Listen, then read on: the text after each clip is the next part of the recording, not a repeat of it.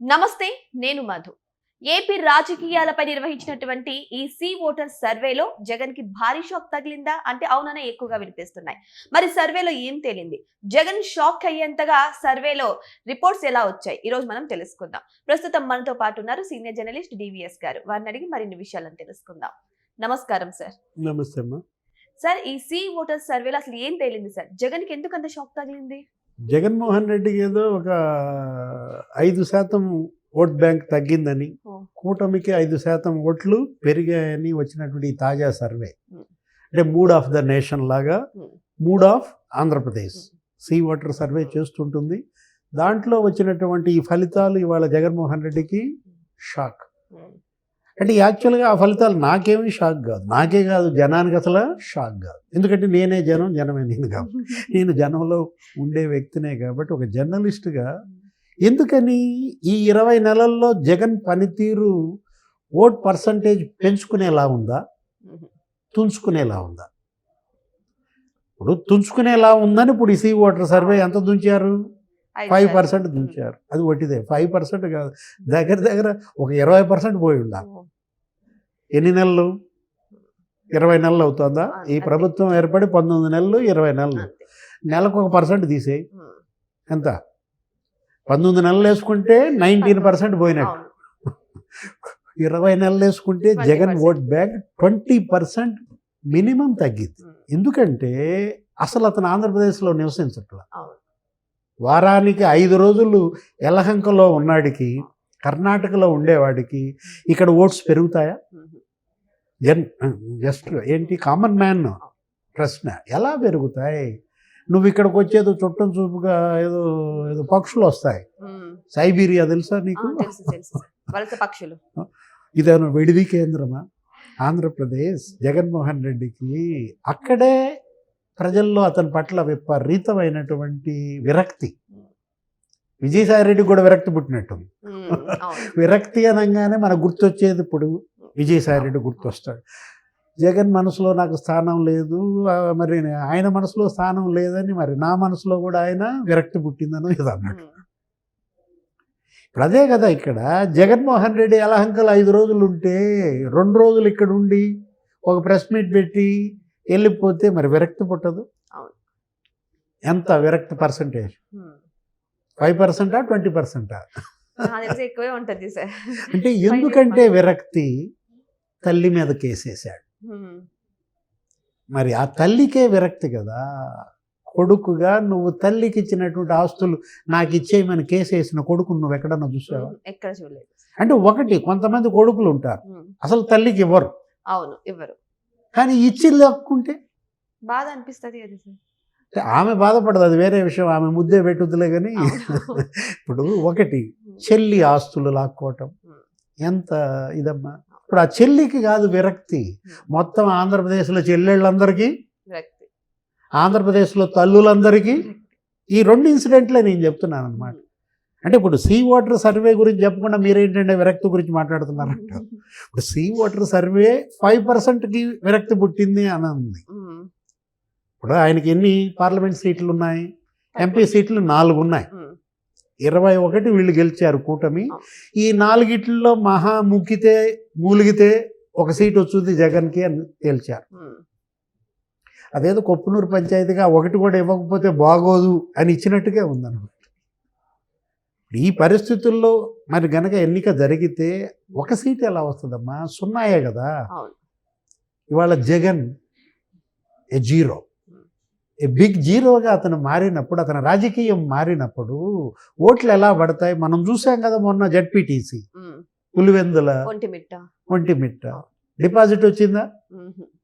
అరే జగన్మోహన్ రెడ్డి పుట్టిన ఊరు అది. పుట్టిన ఊరు అంటే అదే, హైదరాబాద్లో పుట్టాడేమో కానీ వాళ్ళ నాన్న సిస్టర్స్ అంతా అక్కడే కదా. ఏది పులివెందుల పులి అంటారు, పులి పిల్ల అనేది మరి మనం చూసాం కదా. జెడ్పీటీసీఏ డిపాజిట్ పోతే ఇంకా జగన్మోహన్ రెడ్డి అక్కడ అసెంబ్లీకి రేపు పొద్దున గెలుస్తాడా? అందుకే ఆయన ఇప్పుడు రిజైన్ చేయటం లేదా? ప్రజలందరూ ఏమని డిమాండ్ చేస్తున్నారంటే, మీరు శాసనసభకి వెళ్ళకపోతే, అసెంబ్లీలో మీ వాయిస్ వినిపించకపోతే 11 మంది రిజైన్ చేసేసి మళ్ళా వెళ్ళండి. వెళ్ళరు, ఉప ఎన్నిక వెళ్ళరు, రిజైన్ చేయరు. అసెంబ్లీకి వెళ్ళరు. అవును. రేపు గవర్నర్ ప్రసంగానికి వెళ్తాడంట. ఆ ఒకరోజు వెళ్ళి అప్పటిని ఏదో చిందులు వేసేసి వచ్చేస్తాడు. అంటే 60 రోజులు అసెంబ్లీకి గనక గైర్ హాజరైతే వాళ్ళు గొడ్డలు పట్టుకుని రెడీగా ఉన్నారు వెయిట్ వేయటానికి. ఎవరు? స్పీకరును డిప్యూటీ స్పీకర్. అంటే గొడ్డలు అనకూడదులే కానీ మనం అసలు చెప్తున్నాం వీళ్ళకి గొడ్డల పార్టీ కదా, గొడ్డలి భాషలో మాట్లాడితేనే అర్థం అవుతుంది కదా.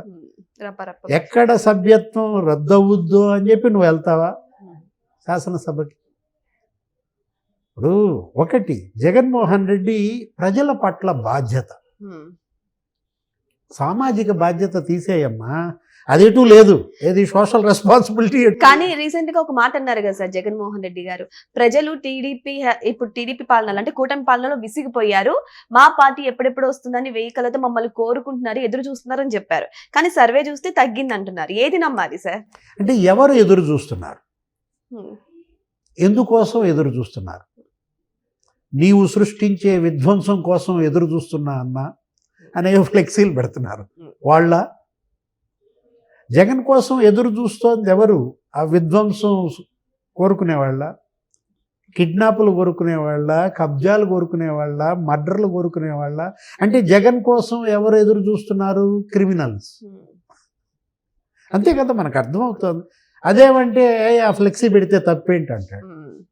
ఇప్పుడు ఎవరో అడిగారు ఇట్లాగే, ఏదో ప్రెస్ మీట్ కాదులే కానీ అరేంజ్డ్ ప్రెస్ మీటే, ఎవరో జర్నలిస్టు పిలిపించుకున్నాడు, తనే కోరి తెచ్చుకున్న జర్నలిస్టు, ఏమంటే ఏదో రప్ప ఫ్లెక్సీలు పెట్టారు, ఏదో గంగమ్మ జాతర, పొట్టేళ్ళు నరికినట్టు నరుకుతారని ఏదో అంటున్నారంటే ఏమన్నాడు? పెడితే తప్పేంటి అన్నాడు. ఇప్పుడు ఈ ఫ్లెక్సీ అయినా పెడితే తప్పేంటి? ఏమిటంట విధ్వంసం ఎదురు చూస్తున్నాడు, మరి నా ఫ్యాను తప్పేంటి? ఇప్పుడు అంబటి రాంబాబు బూతులు తిట్టాడండి అంటే బూతులు తిడితే తప్పేంటి? పిన్నెల్లి రామకృష్ణారెడ్డి ఈవీఎం నేలకేసి కొట్టాడండి అంటే నేలకేసి కొడితే తప్పేంటి? అంటే జగన్ ఇప్పుడు ఇవాళ ఏంటి, అతని దృష్టిలో ఇవి తప్పులు కాదు. బూతులు తిట్టడం తప్పు కాదు, విధ్వంసం చేయడం తప్పు కాదు, తగలబెట్టడం తప్పు కాదు, ఇప్పుడు మరి కూలగొట్టడం తప్పు కాదు, కబ్జాలు కిడ్నాపులు తప్పు కాదు. పిఎస్ఆర్ ఆంజనేయులు కాదంబరి జత్వాని కేసులో ఆయన ఏంటంటే ఏదో కిడ్నాపు, హీరోయిన్, ఆయన సీనియర్ ఐపీఎస్ డీజీపీ కావాల్సినాడు, ఆయన మరి జైలుకి వెళ్ళాడు. పిఎస్ఆర్ ఆంజనేయులు అసలు ఎంత మంచోడు, ఎంత సౌమ్యుడు, వల్లభనేని వంశీ ఎంత అందగాడు. అంటే జగన్ చూసే అందం నేరం. అక్కడే అర్థమైపోతుంది కదా జగన్ ఏది వినాలనుకుంటాడు. ఆయనకి చెవులకి ఇంపుగా ఉండే భాష బూతుల. అదే కదా ఇప్పుడు అంబటి రాంబాబు అన్నదాంట్లో తప్పేందంటే అసలు ఆ బూతులు, పచ్చి బూతులు అతనికి ఎంత ఇంపుగా. ఇలాంటి వాడు నాయకుడా? ఇది పార్టీయా? మనం అడిగే ప్రశ్నలు కాదు, జనంలో జరిగే చర్చ గురించి మనం మాట్లాడుతున్నాం. ఒక రాజకీయ పార్టీకి ఉండాల్సినటువంటి బాధ్యత ఏంటమ్మా? ఇందాక నేను సామాజిక బాధ్యత ఏదో చెప్తున్నాను, సోషల్ రెస్పాన్సిబిలిటీ. ఇప్పుడు ఒక పరిశ్రమ పెట్టావు, ఏదో 1% నువ్వు ఏదో మెడికల్ క్యాంపులు పెట్టు, లేకపోతే ఎక్కడైనా రోడ్లు వేయించు, ఏదైనా డ్రింకింగ్ వాటర్కి ఇవ్వు అని, అదో సామాజిక బాధ్యతగా సుప్రీంకోర్టు కూడా చెప్పింది మీకు వచ్చే లాభాల్లో. ఇప్పుడు రాజకీయ బాధ్యత గురించి మాట్లాడు. పొలిటికల్ రెస్పాన్సిబిలిటీ ఏంటి? అదేమంటే నువ్వేమని చెప్తావు? 5 రోజులు యలహంక, 2 రోజులు తాడేపల్లి, ఇదా రాజకీయ బాధ్యత? శాసనసభకి వెళ్లకుండా, అసెంబ్లీలో నీ వాయిస్ వినిపించకుండా, అక్కడ నిలదీయకుండా రేపు ఓట్లు ఎలా అడుగుతావు? అంటే ఓటు అడిగే నైతిక హక్కు అక్కడే కోల్పోయాడు కదా. అంటే నైతిక అనే పదం ఎందుకంటావా? అంటే ఇప్పుడు ఏ ముఖం పెట్టుకుని వీళ్ళు ఓట్లు అడుగుతారు, వాళ్ళు ఓట్లు వేస్తారమ్మా. అంటే ఇప్పుడు ఒకటి ఈయనకి ఉంటుంది, ఈయనకి ఆ ముఖమే, ఏది ఆ ముఖంతోనే వెళ్తాడు, నవ్వుతూ వెళ్తాడు, చేతులు పెడతాడు, ముద్దులు పెడతాడు, అది వేరే విషయం. కానీ వేసేవాడికన్నా ఉంటుందిగా, కొద్దిగా ఉండదా? ఎలా ఓటేస్తారు?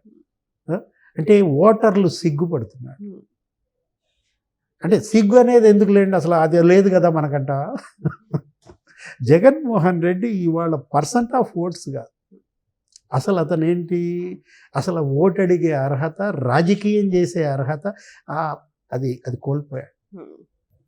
సో ఏదేమైనా సరే ఇప్పుడు చూసుకుంటే నిజంగానే జరుగుతున్న పరిణామాలు చూస్తుంటే వైసీపీ పార్టీకి ఓట్ బ్యాంక్ తగ్గినట్టే తెలుస్తుంది. ఈ సి ఓటర్ సర్వేలో కూడా ఇదే తేలింది. మరి దీని గురించి వైసీపీ వాళ్ళు ఎలా రియాక్ట్ అవుతారో వేచి చూద్దాం. Thank you so much. Thank you.